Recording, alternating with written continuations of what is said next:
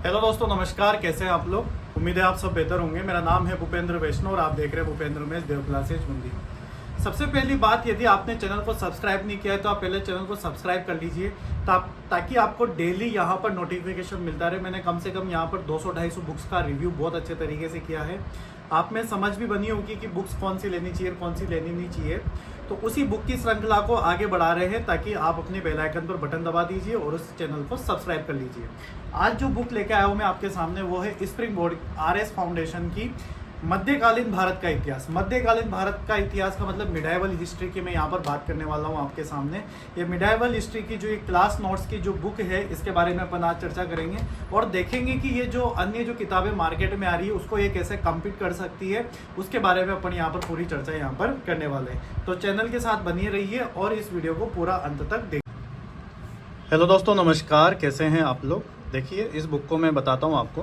ये जो मध्यकालीन भारत का जो इतिहास है, न्यू एडिशन 2024 है। सूर्या सर जो हैं वो इसके टीचर हैं स्प्रिंग बोर्ड एकेडमी की तरफ से। साइड से देखेंगे तो अपन इस प्रकार की बिल्कुल पतली सी किताब यहाँ पर नज़र आएगी और अगर पीछे से देखते हैं तो इस प्रकार की किताब हमारे को नज़र आती है। इस बुक की जो नेट प्राइस रेट है वो है आपके 110 रुपये। 110 रुपये की आपको ये किताब मिलेगी मार्केट में, बिल्कुल फिक्स रेट है। यदि आपको ये किताब मार्केट में लेनी है, बूंदी के मार्केट में लेनी है, तो आप गोपाल सिंह प्लाजा पर जाकर अग्रवाल बुक डिपो पर आप इस बुक का वहाँ पर आप देख सकते हैं, इसे परचेज आप कर सकते हैं। ठीक है। इसके अलावा अगर आगे देखेंगे अपन यहाँ पर, तो ये पहला पेज है। इसके साथ इसके अंदर क्या क्या मैटर्स हैं वो मैं बता दूं। क्योंकि ये RS फाउंडेशन है तो केवल RS में जो प्री और मेंस दोनों के अंदर जो सिलेबस के पॉइंट है उसी को यहाँ पर इंक्लूड किया गया है। जैसा कि मैं आपको बता दूं, यहाँ पर मध्यकालीन भारत का इतिहास है। यहाँ पर सल्तनत काल, प्रमुख सल्तनत शासकों की उपलब्धियाँ इसके अंदर है। विजयनगर की सांस्कृतिक उपलब्धियाँ इसके अंदर है। मुगल काल, राजनीतिक चुनौतियों एवं सुलह इसके अंदर है। अफगान, राजपूत, दक्कनी राज्य, मराठा व बहमनी इसके अंदर है। मध्यकालीन कला व वास्तु, चित्रकला एवं संगीत का विकास इसके अंदर है। भक्ति व सूफी आंदोलनों का धार्मिक और साहित्यिक योगदान इसके अंदर दिया गया है। तो इस प्रकार की ये बुक है। और बहुत देखो, मैं एक बात बताऊँ आपको, बहुत सारे कंफ्यूज होते हैं कि भाई बुक्स लिया जाए या फिर नोट्स परचेज किया जाए। देखो, मैं आपको सिंपल सी कथा बता दूँ। यहाँ पर बुक्स एक अलग कंसेप्ट है, नोट्स अलग कंसेप्ट होता है। नोट्स के अंदर हर लाइन इंपॉर्टेंट होती है और बिल्कुल जो शॉर्ट तरीके होते हैं डायरेक्ट पढ़ने के, जो डायरेक्ट एग्जाम में छपेंगे, उस प्रकार की किताबें होती है। इसमें जो भी इंपॉर्टेंट चीज़ें हैं, आने लायक जो चीज़ें हैं, उसी के बारे में यहाँ विस्तृत चर्चा की गई है। तभी तो आप देख सकते हैं यहाँ पर बिल्कुल आराम से छोटी सी किताब में पूरी मिडाइवल हिस्ट्री यहाँ पर इन्होंने बना दी है। तो देख सकते हैं अपन, मध्यकालीन भारत को इन्होंने इस तरीके से बताया, पूर्वी मध्यकाल और उत्तर मध्यकाल। पूर्वी मध्यकाल 8वीं सदी से 12वीं सदी के बीच में आपको बताया रखा है यहाँ पर। इसके अलावा सल्तनत काल, मुगल काल, इसके बारे में सल्तनत काल में ममलूक, खिलजी, तुगलक, सैयद, लोधी थे। हुमायूं, शेरशाह सूरी, इस्लाम, शाहसूर, सिकंदर सूर, हेमू, ये सारे सुर आ गए थे यहाँ पर। इसके अलावा अकबर, जहांगीर, शाहजहाँ, औरंगजेब, इस प्रकार की चीज़ें थी। इसके अलावा आगे बात करें उत्तर मुगल काल में अंतिम मुगल शासक बहादुर शाह जफर के बारे में यहाँ पर बात की जा रही है। तो इस प्रकार से देखेंगे अपन यहाँ पर कि ये प्राचीन और मध्यकालीन में क्या है। तो ये सारा कालक्रमानुसार इन्होंने ढंग से दे रखा है। इस्लाम का उदय कैसे हुआ, कैसे ये आया, कैसी चीज़ें हैं, वो सब चीज़ें इन्होंने यहाँ पर बता रखी है अच्छे तरीके से। देख सकते हैं आप लोग। इस्लाम का उदय होने के बाद, पूरा कंप्लीट होने के बाद, इन्होंने अरब का आक्रमण बता दिया यहाँ पर बिल्कुल शॉर्ट तरीके से। एक एक line very important, single line जो भी इसमें, no single line is not important, सारी लाइन इज़ वेरी इंपॉर्टेंट। आगे समझ में बात आप लोगों को। अब इसमें देखेंगे आप लोग अरब का आक्रमण कैसे हुआ, फिर तुर्क के आक्रमण कैसे हुए, फिर इसके बाद यहाँ पर मोहम्मद गोरी कैसे आया, कैसे इन्होंने यहाँ पर लोगों के साथ क्या किया, सल्तनत काल कैसे आया, कहाँ से ये स्टार्ट होता है, इसके बारे में पूरी यहाँ पर चर्चा की है इन्होंने।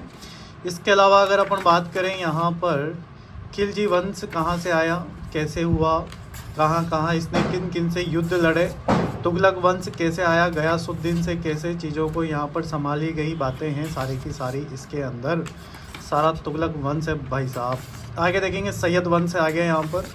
आगे बात करें लोधी वंश इसके अंदर है। इसके अलावा सल्तनत कालीन स्थापत्य कला इसके अंदर है। खिलजी वंश आ चुका है। सल्तनत काल में प्रांतीय स्थापत्य शैलियाँ हैं। बंगाल में क्या क्या है, सारी चीज़ें यहाँ पर। कौन सा प्रशासन रहा है, विजयनगर की सांस्कृतिक उपलब्धियाँ क्या क्या रही है। तो ये इस प्रकार का ये पूरा आपका सारा मिडाइवल हिस्ट्री का यहाँ पर पार्ट है। तो देख सकते हैं आप लोग, गैर मंदिर स्थापत्य है, मुग़ल काल है। यहाँ पर मुग़ल काल में कौन कौन आए, कौन कौन नहीं आए, शेरशाह सूरी वगैरह सब चीज़ें इन्होंने यहाँ पर बहुत ही शानदार तरीके से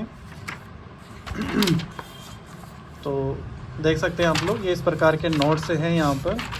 आप चाहो तो एक दिन के अंदर इसको पढ़कर निपटा सकते हो, इतने शानदार नोट्स हैं ये। ज़्यादा डीप जाने की ज़रूरत है ही नहीं है वैसे आप लोगों को। मुझे लगता है कि this is a sufficient part of medieval history. तो ये किसान वर्ग की बातें हैं। बहमनी साम्राज्य, मराठा साम्राज्य भी बिल्कुल सही बात है। मराठा साम्राज्य तो आना ही है इसके अंदर। मराठा आएंगे, शिवाजी आएंगे, नो डाउट। सूफीवाद आएगा पूरा कंप्लीट यहाँ पर। सूफीवाद में सारी चीज़ें इन्होंने यहाँ पे बताई। सूफी आंदोलन जा बताया इन्होंने, भक्ति आंदोलन बता दिया कंप्लीट कैसे कहाँ से आया, है ना। सारे रामानुजाचार्य जी, शंकराचार्य जी, जो भी है सारी चीज़ों को इन्होंने यहाँ पर बनाया। अब देखो आप लोग यहाँ पर रामानंदाचार्य जी हैं। उत्तर भारत में लाने का श्रेय नहीं कोई जाता है, समझ गया आप मेरी बात। ये जो है हमारे गुरुजी हैं, ये वैष्णव संप्रदाय की स्थापना की थी इन्होंने। आई समझ में बात आप लोगों को। तो ये सब चीज़ें हैं जी, देख सकते हैं आप लोग यहाँ पर। भक्ति आंदोलन इस प्रकार से ये कंप्लीट हो गया मैटर। 134 पेज है यहाँ पर, और 134 पेज है, 110 रुपये की किताब है। ठीक है, जिस हिसाब से सिलेबस है उस हिसाब से इन्होंने कंप्लीट मैटर दे दिया है यहाँ पे 134 पेजों का। अगर आप इसे शॉर्ट नोट्स और इसके भी शॉर्ट नोट्स में समझोगे तो मतलब ये मान लो 20-25 पेजों में आप समझा सकते हो। अदरवाइज़ नहीं भी समझाओ तब भी ये बिल्कुल शॉर्ट नोट्स ही हैं आपके। शानदार तरीके से आप तैयारी करें। ज़्यादा कचरा पढ़ने से बेहतर है वही चीज़ पढ़ें जो एग्जाम में आ सके। समझ में आएगी बात। कचरा पढ़ने से दिमाग का कचरा भी होता है। इससे अच्छा है कि आप शॉर्ट नोट्स बनाएं। यही शॉर्ट नोट्स हैं और काफ़ी अच्छा आपके लिए हेल्पफुल रहेगा। तो बहुत बहुत धन्यवाद। Thank you so much. Thanks again.